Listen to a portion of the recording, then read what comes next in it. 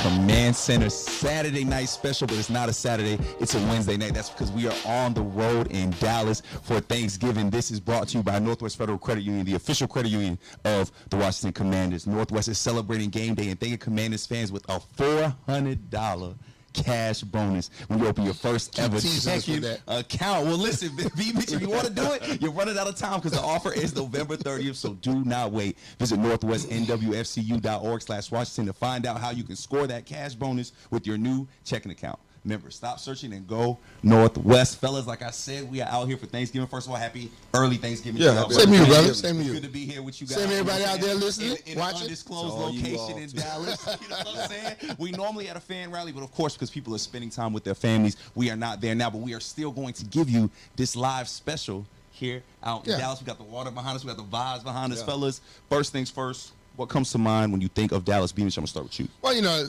this week, this game here, Thursday night game, I still look at it like a Monday night, a Sunday night. Yeah. You know, everybody's watching in a sense, and you want to go out there and put a good showing on.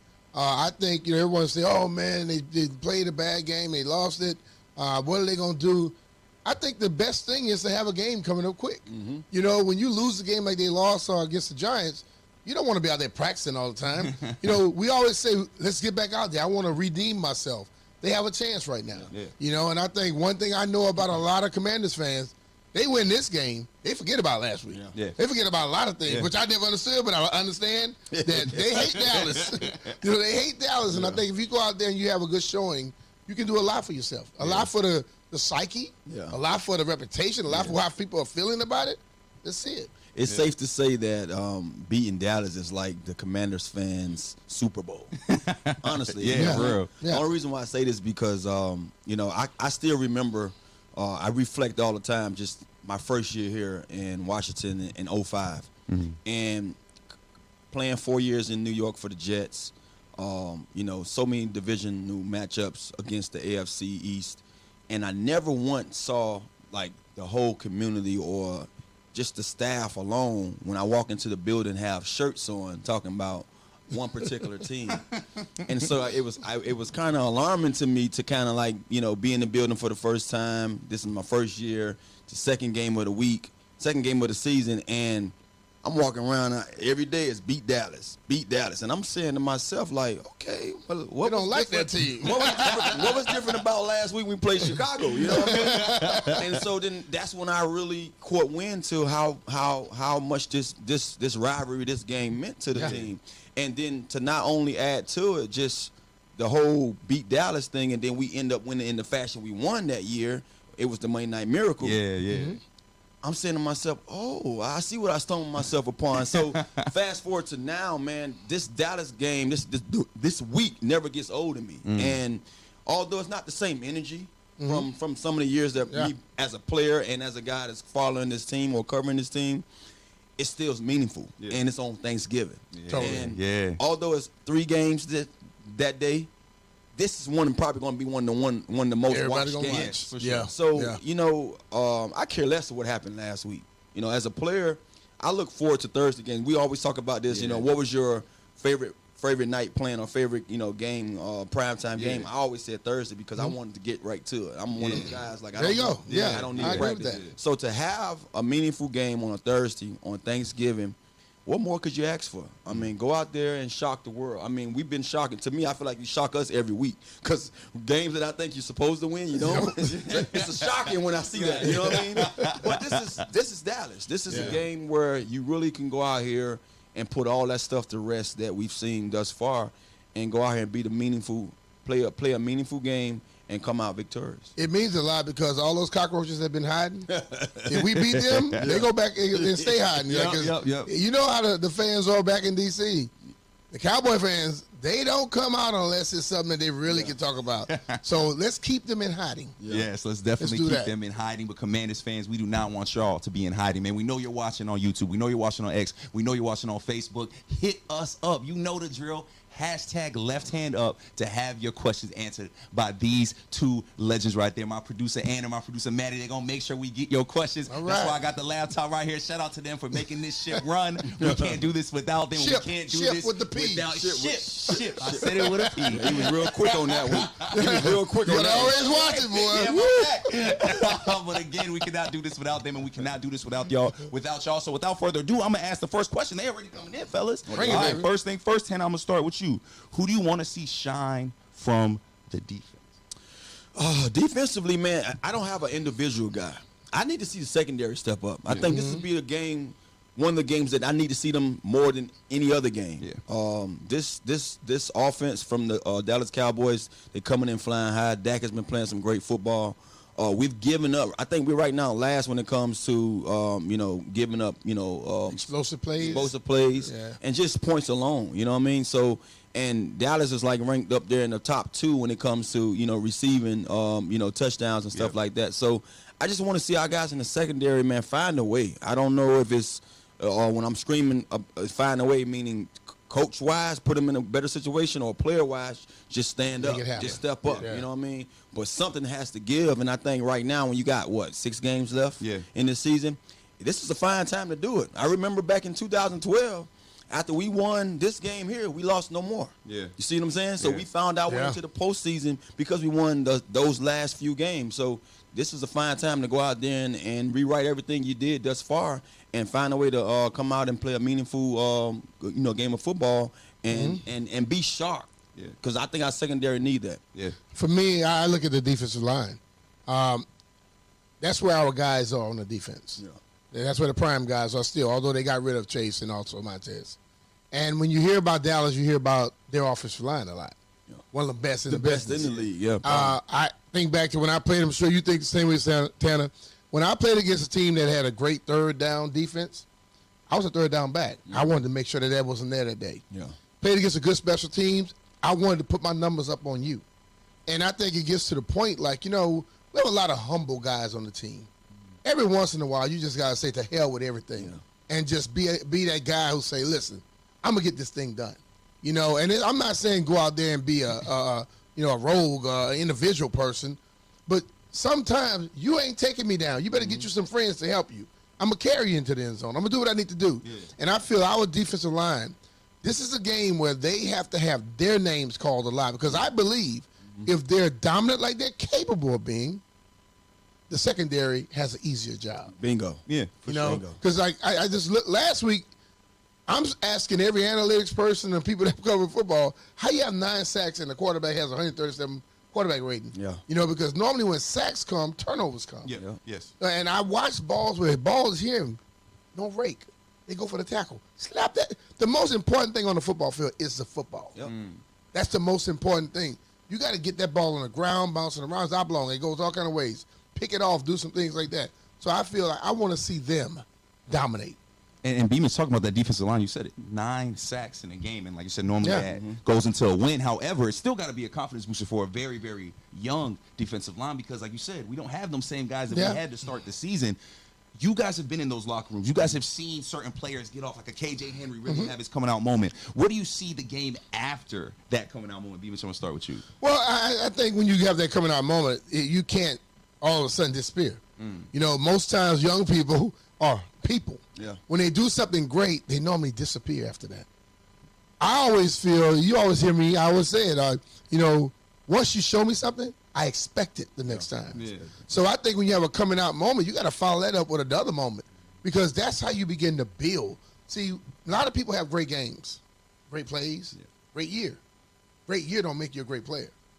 Great career makes you a great player. So if you can start stacking up more positive than negatives, that's what everybody should focus on, trying to stack those positives. If you do that, then all of a sudden you find out that it's that people, he was lucky. When you work hard and you study hard, you make the plays, you make your own damn luck. Yeah. Tend to add to that, man. Adding to it, he said he said it spot on. I think when you have a performance like that, I care who you are. You know what I mean? You want to be able to stack them. You want to be able to say, okay, can I find that guy again? Can I go find that same energy that I had that week and see that again?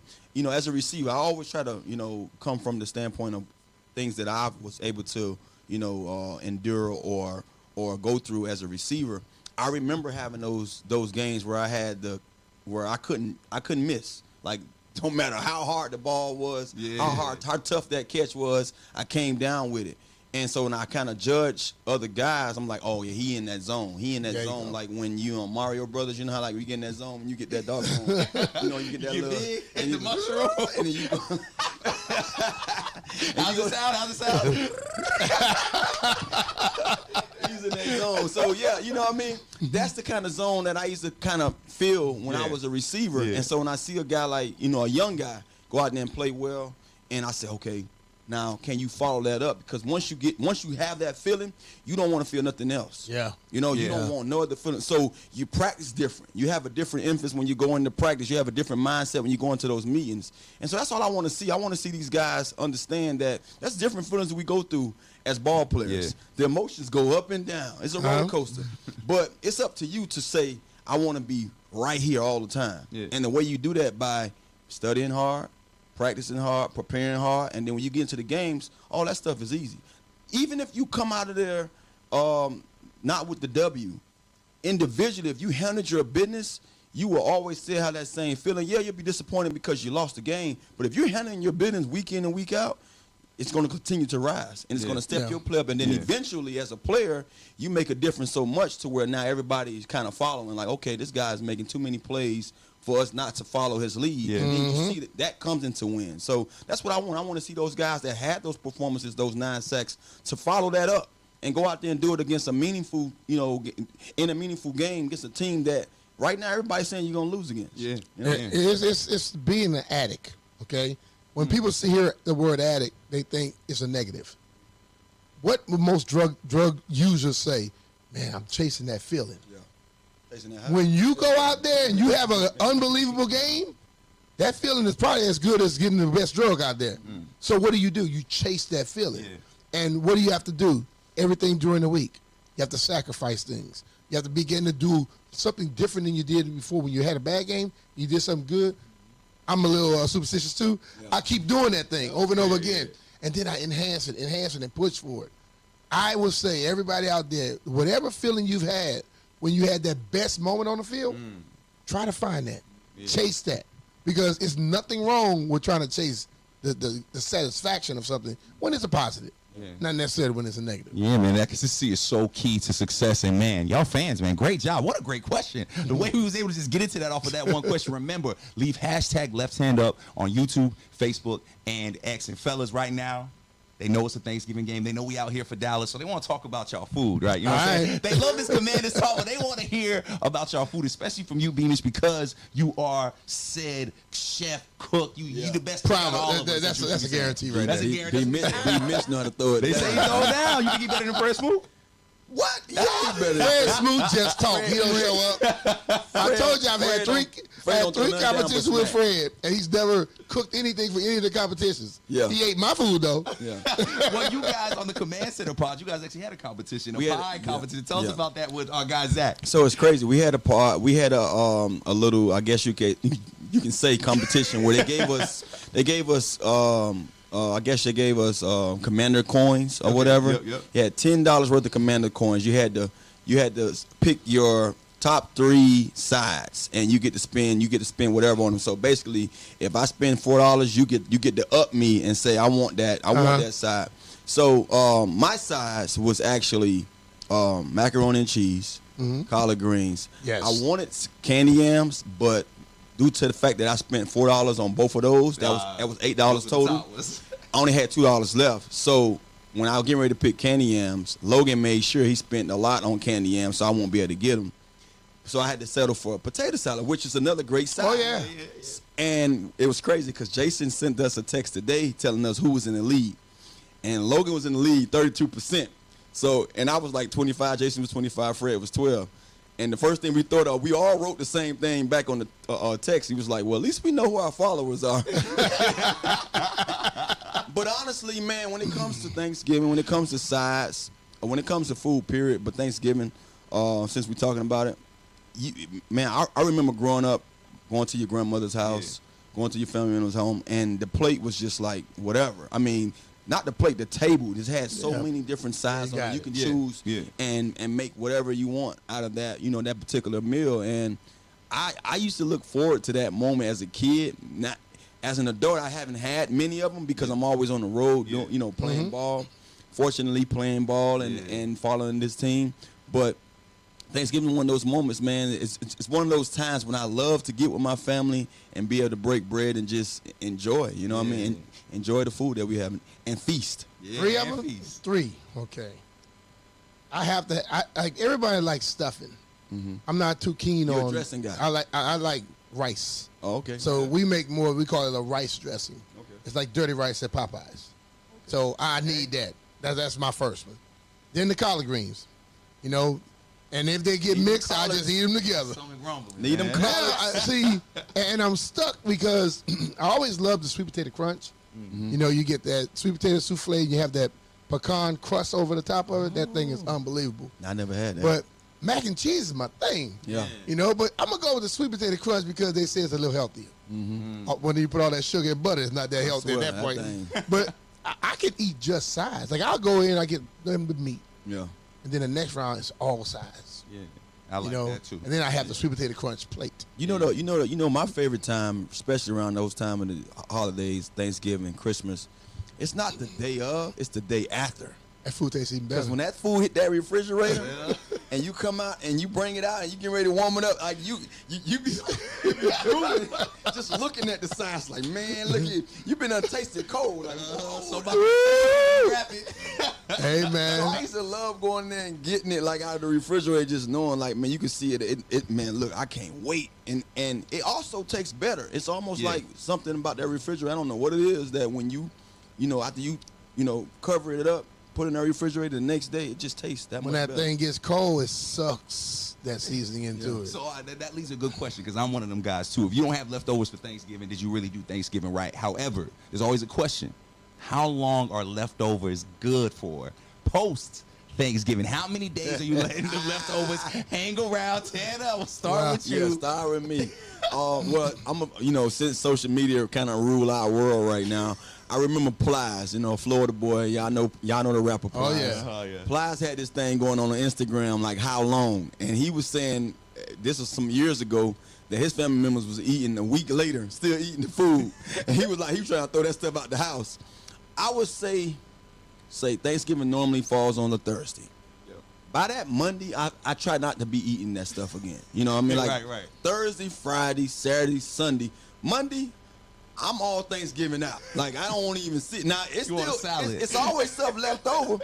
But I'm like, man, I can't still be eating this stuff. I just feel guilty. Like, man, I shouldn't be eating this right now. Like, whether it's still good or not, I shouldn't be eating it right now. So I would say I give it that whole weekend, and then Monday start new, baby. Fresh. I mean, now Monday you need to go in and clean yourself out. Let me help you out. I eat so much of it, it's gone within 2 to 3 days, so you don't have a lot to do. Me. But ultimately, when you go and you look in your refrigerator, you see those numbers up there? Yeah. You can turn it down. And if you make it a little colder, they last a little longer. Also, you could take that turkey, you could take that brisket, whatever, freeze that thing. It lasts even longer. So everybody think leftover, like the days, Monday, Tuesday, Wednesday. No. I might eat this 2 weeks from now, but it was frozen. Yeah. And it kept it right. And now, Tanner, you said get a little cold, so it tasted better. Imagine how it tastes then. Yeah, you're right. No, because I froze your gumbo one year and ate it days later. So he's right. He's right about that. I haven't got to get B-Mitch his food yet, but I'm hoping that'll get fixed. We're going to get that right. We're going to get that right. We're going to get that right. Now, fellas, let's get it back to football a little bit, but still Thanksgiving, right? Mm-hmm. You guys talk about this. Y'all are clearly passionate about the family time you guys get, the things you get to do, but you guys have played on Thanksgiving. You guys have left y'all families to go play this game that you guys love so much. What makes these games so much different than any other game you played during the season, Tim? I'm only had one chance as a pro to play on Thanksgiving. That was 2012. And growing up as a kid through Little League football, park football, rec football, however you want to call it. We called it Park Warner back where I come from. I played every year on Thanksgiving until I got to high school. And so when I got that experience again in 2012, I felt like a kid again. Wow, I'm like, trust me, I swear, I couldn't wait to that game. I just telling B. Mitch about my family that lives up here. My mom, brothers, and sisters stay here. The people I grew up in the house with, the people that I used to sit in my those little drawers I told you about. In the tiny whities. And eating dancing Michael Jackson, eating cereal with like my uncles and aunts. They was living here in Dallas. So every time I came to play, the Cowboys, people wonder why. Like, damn, why is it Tanner seem like Dallas is his favorite place to play? It was because I had the people I had the people that watched me and knew that one day this may be possible. Saw the growth, they saw this, I guess they saw the manifestation, come through because they watched me every day.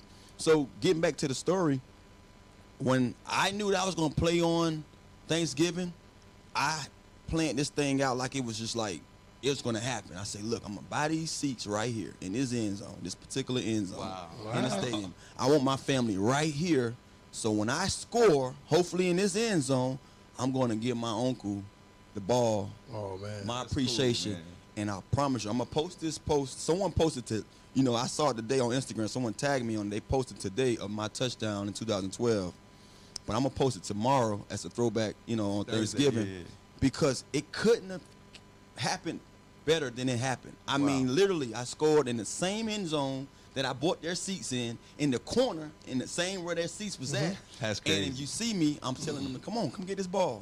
Like I planned it out and it happened, but I was so geeked the whole week. I knew it was gonna happen, and like I just knew it because I was that kid again, saying this is my kind of like my thank you to my uncles, my family that watched me become this guy. You know what I mean? I wanted to be able to, show them I'm thankful for this today. You know what I mean? Yeah, man. For me, I think it's more or less the games you play weekly, the regular season games.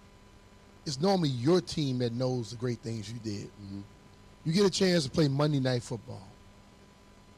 For Sunday Night Football, it's the people around the league also that gets to also tell your story and see how good you are. Mm-hmm. When you do it on Christmas or Thanksgiving, it's people that don't normally watch football that are watching football. So when we start talking about Tay-Tay, okay, we talk about the Beehive with Beyonce, you know why? When you get to that level, it's people that don't normally follow what you do that gets to watch it. And if you do something spectacular, now when your guys are talking about it, let's say it's 20 guys sitting up there talking about, man, Santana was doing this. And then Maddie walk in and say, yeah, I remember that day. It makes that story bigger. It makes that story huge, large. It's not just football people talk about it. When you got people that don't even give a damn saying, yeah, man, I watched B. Mitch do this on this day, that is when you know that you're doing something. And that's why guys like doing it, because ultimately we want to be praised. When the people that we don't expect to praise us, that's even better. That's even better. You become a household name. I mean, game moments like that, when you able to go out there and play on a big stage like that. Oh, it was funny because I remember in college, and as a football player, you just want to go out there and play. You want to do your job. You want to go out there and make plays. Whatever it was for me to be the best receiver or one of the best receivers, I wanted to do that.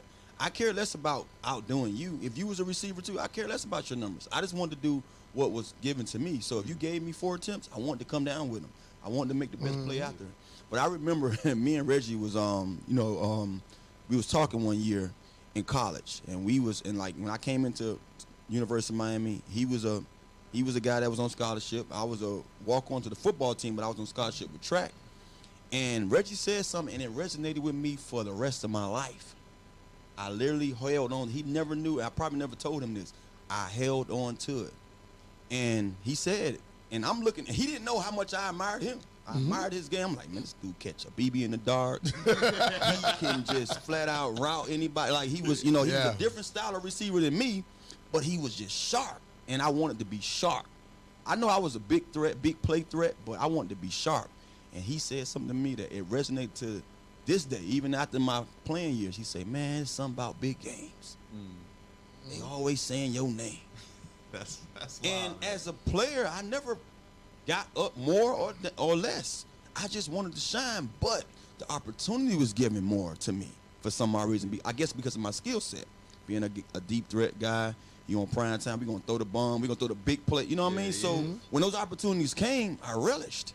And so as a young kid hearing that from a guy that you look up to, a friend, there you go, teammate, I held on to it. So now you're talking about Thanksgiving games, Christmas games, any Monday night games. I just always had in the back of my head, these are my games to shine. These are my games to step up and be that guy, because I feel like someone else saw them in before, and it happened. Why can't it happen now? They called Santa a cowboy killer. They sure did. Because in those games against the Cowboys, he stepped up. Yeah. Some guys that didn't play well last week could come in this game and make a play, and they're going to remember them from that play, not what happened last week. Mm-hmm. And that's the great thing about the American society. We are forgiving. And also the American sports people. When you make bad mistakes, everybody knows. If you play football, play any professional sport, you're not going to be 100% positive or negative. But the positives overtake the negatives, especially if it's against the right team. You know what I'm saying? Let's say they have 9 sacks tomorrow and they win the game.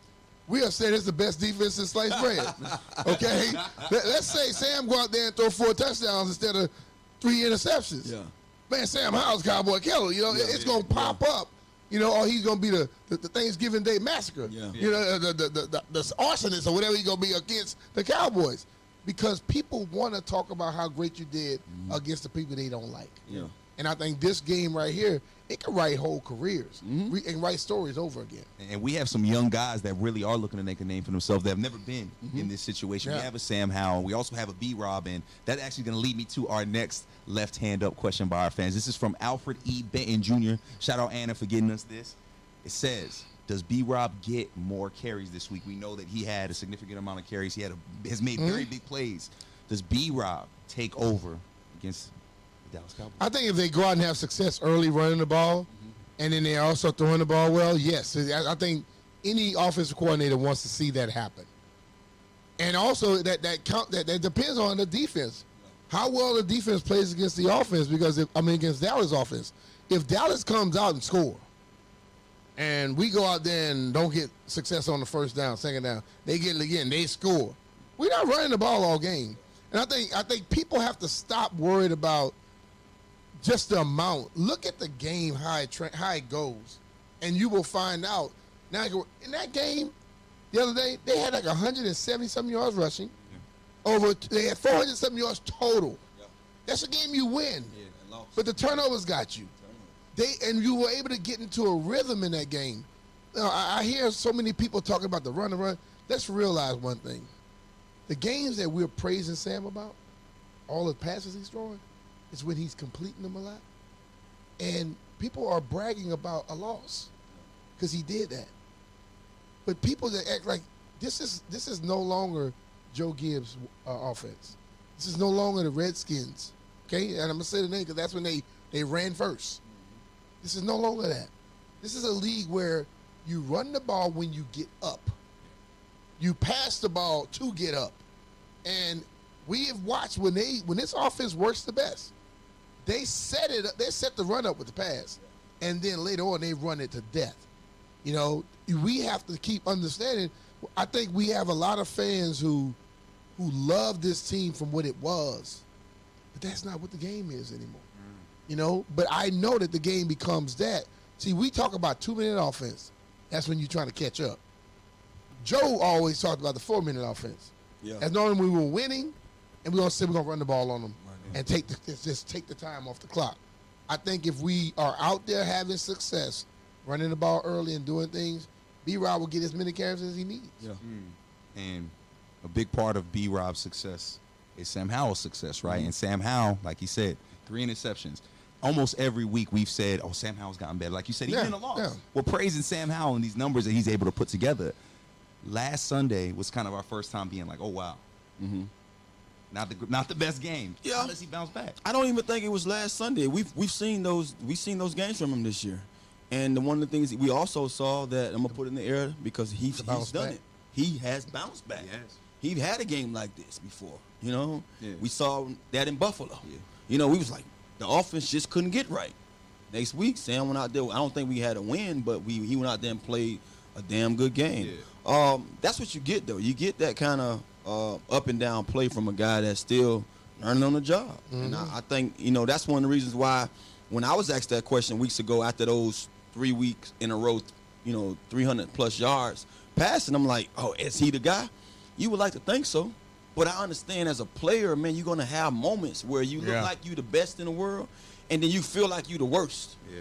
And if you a good player, you know how to overcome it. And that's the one I want to see from Sam. I also want to see that from this team. I think going into this game, just knowing what Dallas brings in the pass rush phase of their defense, I don't want to see us back there pass happy. If we are pass happy, quick pass. Find a way to get the screens going. Yeah. If we're not running the ball well, find a way to get the running backs the ball out the backfield in the passing game. The screens on the outside to receivers. But we have to find a way to combat what they do best. And I think what they do best is get out to the quarterback. Yes. I don't want to see we're going to see him. We're going to see Micah Parsons doing a lot of things where he's standing up. Like, I saw something on film. I'm just watching the other day, and I'm like, wow. It's at a point where their defensive front, they all are off the ball, almost like as if they just getting far as they can to just so they can tell you, we pass rushing. Yeah, but they confuse you. And I'm saying to myself, when you see that as an offense, you need to check. Run right at them. Let them catch the people that check. Because now you catch them in their most vulnerable, point or spot on their defense because they're pass happy right now. They're trying to get out to the quarterback. So I want to see us to have a healthy flow of runs like we did last week. Because look at it. Look, let's be honest. We lost last week. But that's a lot of good you can look at if you're one of those guys like myself, because I have to find good in everything that's out there. I mean, you just can't. Everything is not always what it's said to be. So the good I got out of last week's game is we won. We could have easily won that game if you don't have 6 turnovers. True. Turnovers are because every week what you say win the what? Turnover battle. And they had none. And for you to have 5 going into the last drive of the game and had a chance to win the game tells you what you could have done, but you beat yourself because you turned the ball over and you gave a team that was ready to lay down. Our defense was tearing them up so much in that first quarter, they was just looking for us to score a touchdown so they could say, okay, yeah, we ain't ready to play with them. But we didn't. We allowed them to stick around the game, and they got happy and say, oh, well, maybe this is a game for us to win too. They wanted to give it to us. So when I watched that game last week, I said, look, this is a prime example of you allowing a team that's not good to stick around and then get a little confidence, and now everything works out for them. When you get a quarterback, like Brian said, when you get a quarterback to get sacked 9 times, no turnovers, and still have that quarterback rating that he had and win and throwing the most touchdown passes he's thrown in his career, come on, bro. Like, you know what I mean? That's you. That's not them. You allow that to happen. So I'm looking for these guys to take a different approach and say, let's take control of this game. Use our guys in the backfield, however best way it suits us. You know, you can't force the ball if it's not going good for you in the run game. But if it suits us well to do it as much as they allow you to, and then dump it off here and there when you can. But you have to have a consistent, balance somewhere in that game because we know what they want to do best. They want to get out to Sam, and they know. They looking at that and say, look, regardless of what they showing us, we know we do it better than most of these teams in this league. And if we allow them to hunt, it'll be a long one for us. And it's so interesting, both of you guys mentioned, right, those 9 sacks. We talk about that with Sam all the time and say that is the reason, man, if we could just keep Sam clean, we would have success and get a few more wins. Any quarterback clean. Any quarterback clean. Sam got hit 4 times. He gets constantly hit. I feel like I ask you this every week, B. Mitch. How do we keep Sam Howell clean, and how do we keep Micah Parsons particularly off of Sam? Well, Micah Parsons, you make his game become rough.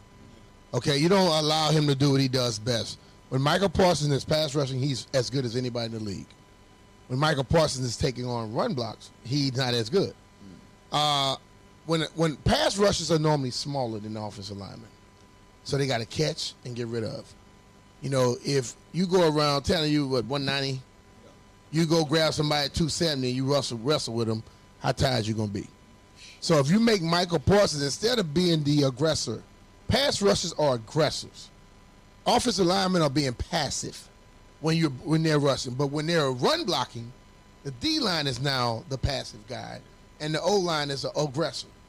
Let the offensive line be aggressive against him a lot. Make him have to take. He runs down plays and he goes around offensive tackles like they are not there. Run at him. See, I've been on teams where we go in and they like, this guy is great, but we're going to find out if he can play a rough game. Make him do something he's not accustomed to doing.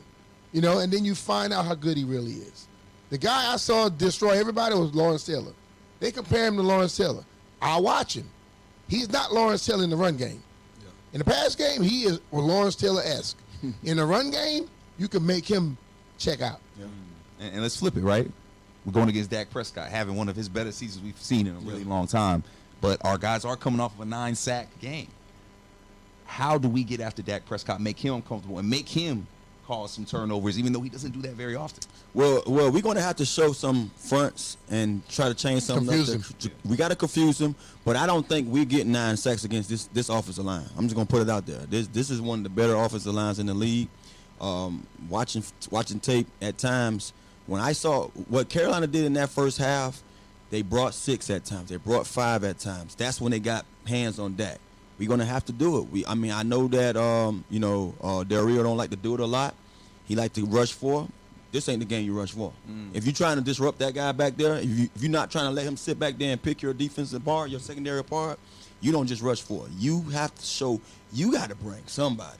You have to not just do it just to do it, though. It's going to come a time in a certain down, in a certain situation on the field where you have to say, I got to show him something. I got to either bring one guy or 2 guys, show him that I'm bringing the linebackers, might bring a corner and drop him back out and play into the zone. You have to find a way to be clever with what you're doing and disguise your defense in a way, because if they look at what they saw on tape, they're going to have a field day. Yeah. They right now sitting there ready to feast like it's Thanksgiving already. Like they looking like, oh, yeah, we finna eat. As a receiver, when I used to come into games watching what our secondary has given up, I'm like, boy, any moment I'm about to explode. Any moment. I'm just waiting for my opportunity. So I truly believe that we're going to have to bring guys here and there, be exotic more than we have been this year, and show different looks to kind of confuse Dak. Because if we give him the time, one of the things that I've talked about earlier this year with Dak, and I've been one of those guys, I've been an advocate for Dak, saying that I like him. And people are like, oh, Tan, you like Dak? Yeah, I like him. Because the Dak Prescott that I like is the guy that showed Tony Romo that you can't play this game no more. I'm going to take it over from here. He ran with the ball. And have you seen the success that Dak Prescott has had of lately? It's because he's back to running with the football. So we got to get him back into that mode. And when we do that, have one of our guys, Jamin Davis, whoever it may be, Barton, I heard he's back. Those guys have to be waiting to go out there and attack him and make sure they get him down, because that's what you want to see more from Dak than you seeing him being back there in that pocket comfortably and being able to pick you apart in the secondary. And Tan, I think that sets us up for one more left-hand up question from our amazing audience. Appreciate you guys watching on everything while we are out here in Dallas on Thanksgiving Eve. So this question, I'm going to start with you, B. Mitch. All right. This goes right with what Tanner was talking about. If KJ Henry gets more snaps, can he finish the year strong? We saw him have 2 sacks in the last game. Well, I think he can, because he came into the first game, he got an opportunity. He hit a guy in a league game, one of the dumbest penalties I've ever seen in my life. He had a sack then. Yep. KJ Henry, like I always tell people, it takes people some time to learn how to play the NFL game. Yeah. He was unbelievable in college. In training camp, he was a little lost. Now he seems to have found himself, and the dude he's making plays. Yeah. The games he's been in, he's going around people. He's using different moves. He's setting them up. So I think he can have a great season. Yeah. And I think that's the ultimate thing. Like I keep telling people, there's no iron team. When they come looking at how you played this year, they're not looking at the team. Yeah. They're going to look at you individually, all these defensive coaches together. Yeah. And if he's doing the things I've seen him do thus far, the rest of the year, they have stuff for him next year. He'll be in the game plan. Speaking of KJ Henry, I wanted to add a little something in there. There's nothing against Chase, because I love Chase and Sweat.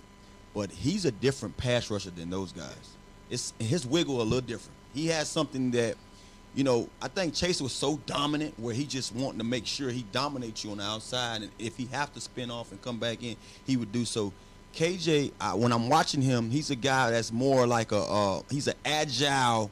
Dwight Freeney-esque? Yeah, like he has more of that agile pass rush style, that where he gets upfield, as soon as he see that he can't dominate you upfield, he's looking for to go back and retrace now and see where the quarterback is going to try to go at.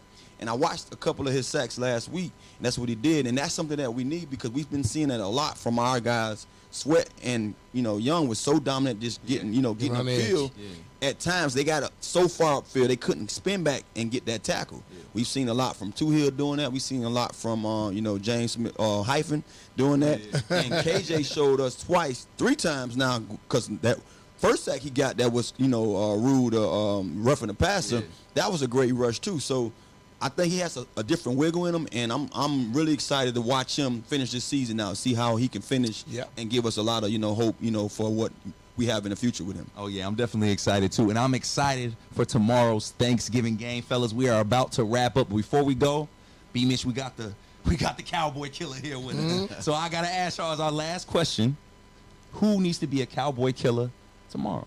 B-Mitch. Terry. I just think Terry has that ability. We've seen it already in big moments. He makes big plays. Yeah. I think Terry is a guy who goes into the game hoping that they come to him. Yeah. And you can just see it. He doesn't brag about it. It's just the way he carries himself. If Terry is out there handling the business like he's capable of doing, Sam give him some good opportunities, he can be that. Speaking of, since he went to offense, I'm going to go defense side. I believe they're going to try to attack us in the secondary. And one of the guys that I think highly of, I want to see him use his size, use his length, use his God-given talent is St. Juice. I need to see him be dominant tomorrow, man. I want to see him to be able to get up in those guys' face, press them, put hands on them, be disruptive enough to where Dak has to get off him. And then when the ball in the air, don't panic. Don't panic. You there. Don't use that outside hand, that offhand to put, because these refs looking for anything they can call a flag on, but just use your skill.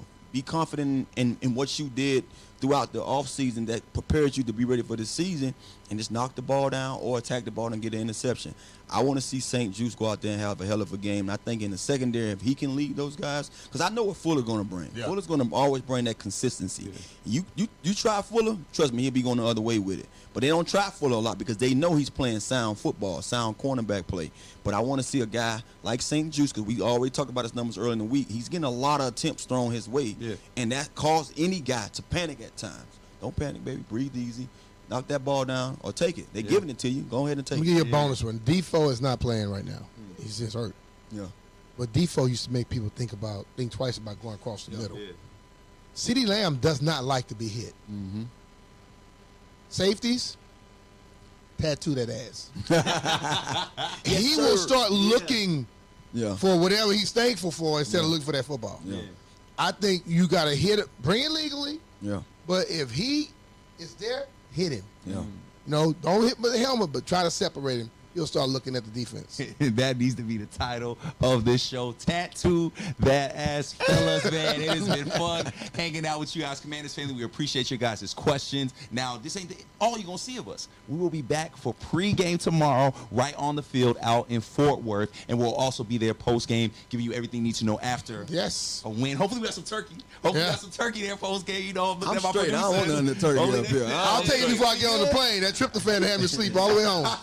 Well, listen, before we go and move on to that, we got to pay some bills. This episode of Command Center Special was brought to you by Northwest Federal Credit Union, the official credit union of the Washington Commanders. Northwest is celebrating game day and thanking Commanders fans with a $400 cash bonus. That's right, B-Mitch. $400 when you open your first ever checking account. Offer ends November 30th, so do not wait. Visit northwestnwfcu.org/Washington to find out how you can score that $400 cash bonus with your new checking account. And remember to stop searching and go Northwest. Fellas, that is it for us out here in Dallas. Happy Thanksgiving to all our Commanders family. We thank you guys so much for being here with us, for watching, for supporting. Shout out to our producer, Maddie and Anna, for leaving their families and being here with us. They make us look good. Man, they make us look so good, man. They make us look really good. That is it for Command Center Special.